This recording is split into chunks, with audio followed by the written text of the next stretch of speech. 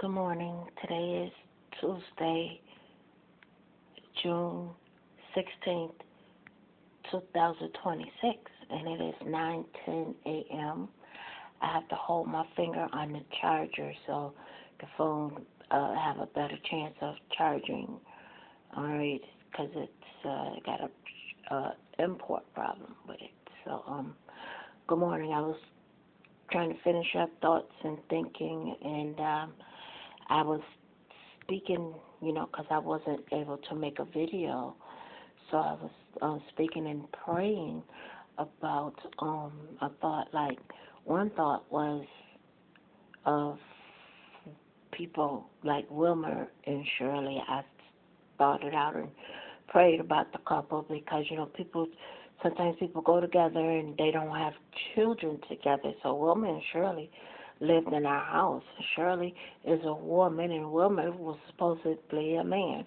I saw Wilmer once with no shirt on. I think it seemed like I probably did, but he said he was a man and Shirley was a woman. I probably saw her put her pants on one day, but they never had no kids together, and Wilma drink that liquor and stuff, and so Wilma had one son named Alexander, and Shirley said she had a daughter named Sabrina, and she had another daughter, a dark daughter, a black daughter. She said she was her beautiful black daughter, and she died when she was young because they tried to, Shirley was saying something about malnutrition. She had a sickle cell disease or something, but so I was thinking like in Walter and Sheffield never had no children together, but Sheffield had birthed three daughters. She got pregnant three times, but who should tell you name? She couldn't have none with Walter. So I'm thinking like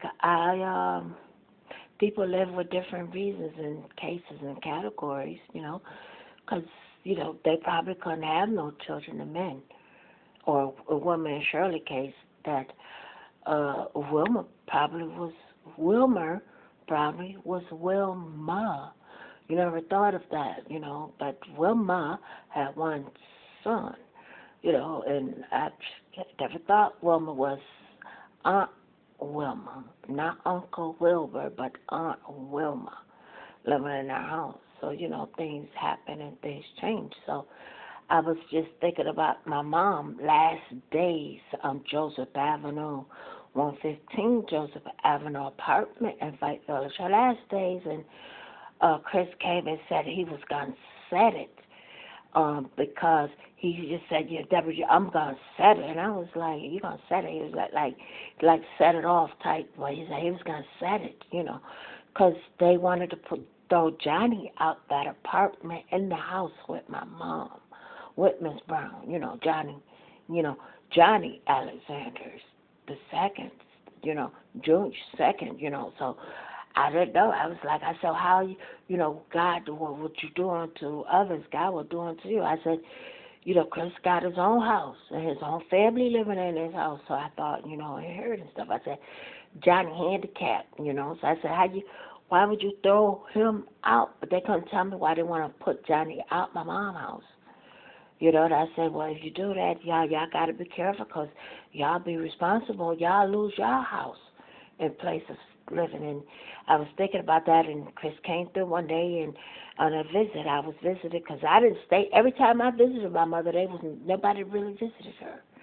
And anyways, Chris came through and said he was going to set it, and so Christopher Spade said he was going to set it. So I guess this is part of set it, and that's what it is. So he set it, like set it off. And so they weren't able to put Johnny out. So Johnny was able to get a girlfriend, and she moved in with Shanique. And Johnny was trying to struggle and hold on to his lump sum SSI because they was told that he wasn't getting SSI. While he was living in that apartment, in that room with my mom. So he won't let Terry, this SSI, what if he gives him his money? Had rent, pay service and everything. So he stopped all of it and been living in the house and try to get a job to say he's independent, and anyways, they put him back on SSI.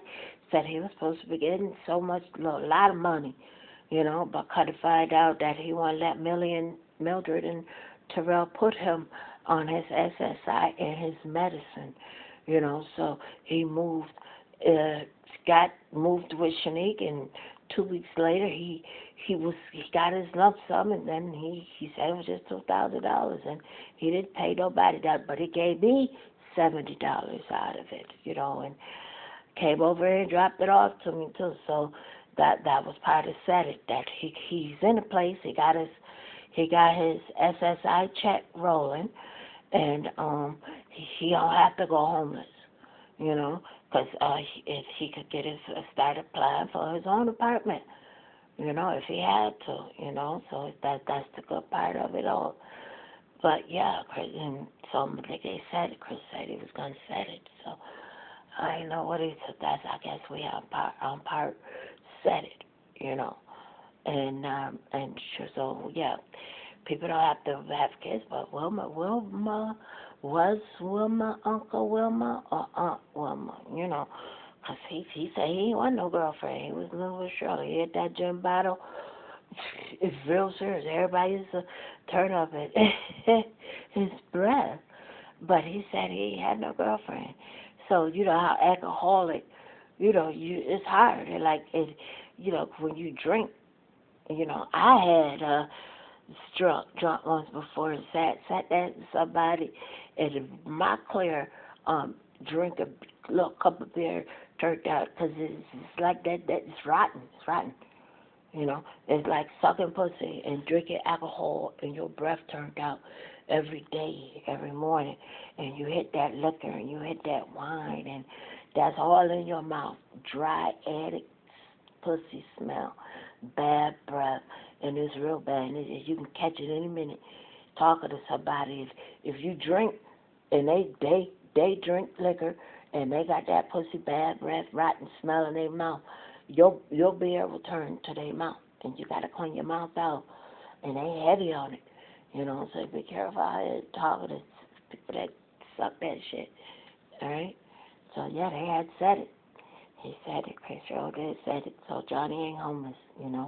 Thank God that he got his income monthly.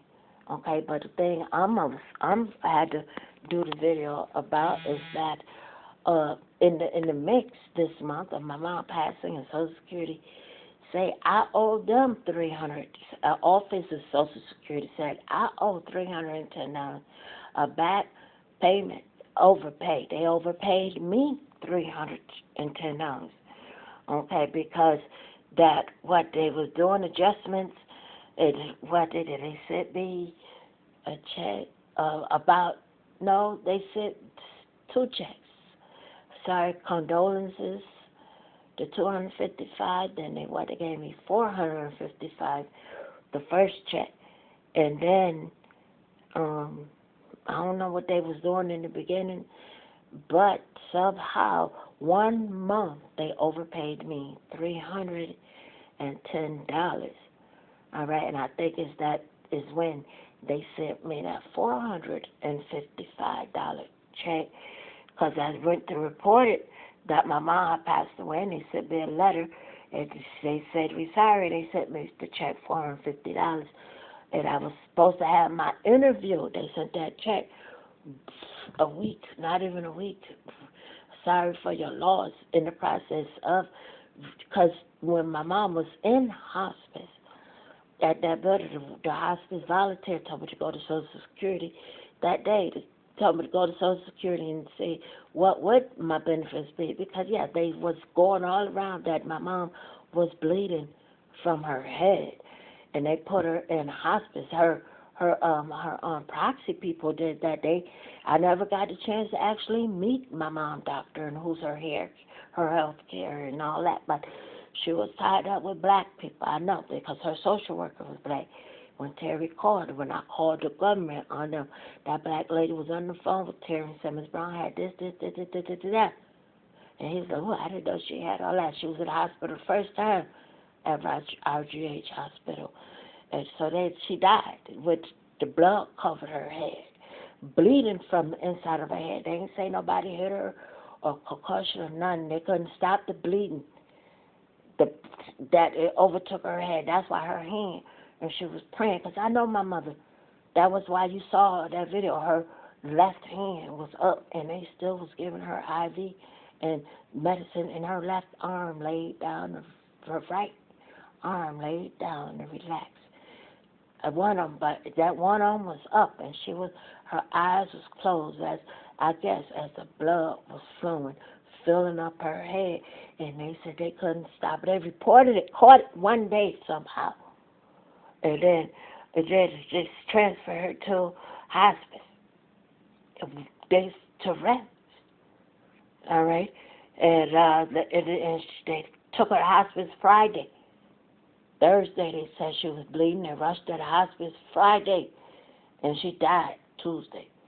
They said they report to her that I didn't even go back to the hospice place to make sure that she died. Like they ain't just transfer her nowhere for her proxy and shit. You know what I mean? So they had a real funeral and all that, and I was invited. All right, just to the funeral. And the Mormon brother and sister, the husband and wife, took me to the funeral because they weren't sure if they could pick me up for the funeral. And they called me that morning.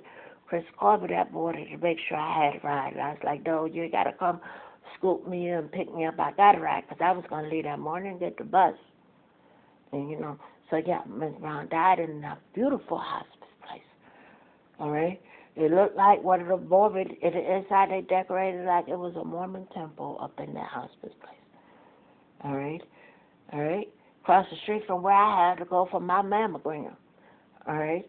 Out there, down crossways from going to Park Ridge Hospital. Out there. It's you get to Park Ridge Hospital bus, but you get off before you get to the express to get to Park Ridge. But you had to get off. But anyways, I'm making this video because, my phone don't charge. All right? And I'm holding this charge, and I got to get off this phone and get my day started. It's about probably 9:15 or 9:20 or something after 9 a.m. right now. All right? Just want you to understand there's a lot to go through and deal with. So they had said it like that. Like that, dang.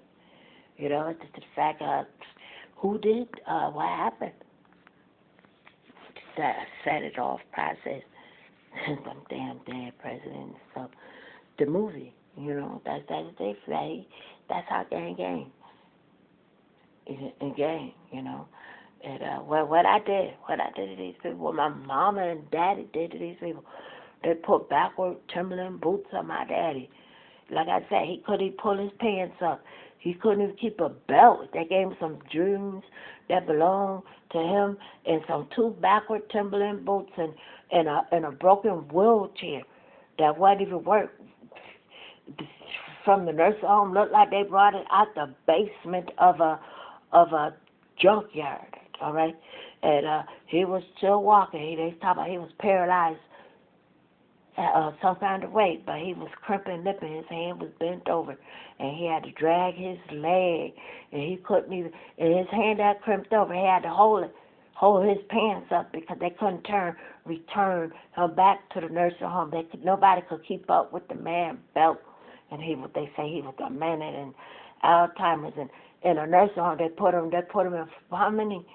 He died in Blossom nursing home on his back with mouth open like that at Blossom nursing home. That bus at the transit center you get to go to it in the loop where they swapped me for COVID. Put the thing in my nose, and ever since I've been having, if you look at me, you'll see one of my nose is black out, one of my nose is white out. If you see me in person. So I was thinking like Susan was Oprah Winfrey and Teresa was Gail, Oprah friend. But the thing about it is that to be Oprah Winfrey, and to see if that's a TV, it's like, how could Susan be Oprah Winfrey? Just like if you see me right here and you see me in public, you say, how could that be that same girl? That's how Susan could be Oprah Winfrey to me, and Teresa could be Gail. All right? Yeah. And then you think about how they can have, you could be Oprah. We're in New York, and they can have all this money and that, and I could be the little homie. That's how I see it. That's how I see it. My mama died, her daddy died, and